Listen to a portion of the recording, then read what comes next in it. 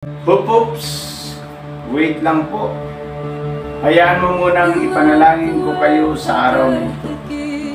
Sabi sa Roma, chapter 13 verse 1, ang mga batas at ang pinuno ng mga batas ay nagmula sa Diyos. Panginoong Jesucristo, dinadalangin ko po ang aming leader ng aming bansa, ng aming Presidente Marcos Dakilang Diyos.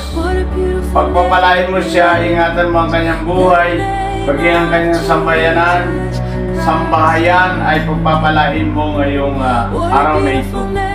Maging ang aming dating Presidente si Rodrigo Duterte ay pagpapalain mo rin sa samahan ng kanyang buhay, aliwin ang iyong masalita at ingatan ng kanyang buhay.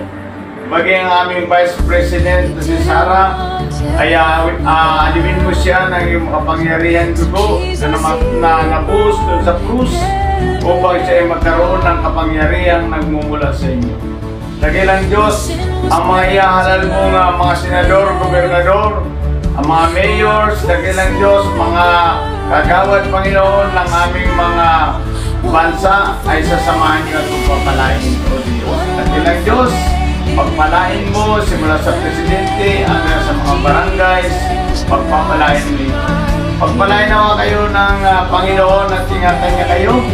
Paliwanagin nawa ng Panginoon ang kanyang mukha sa inyo at maabot sa inyo.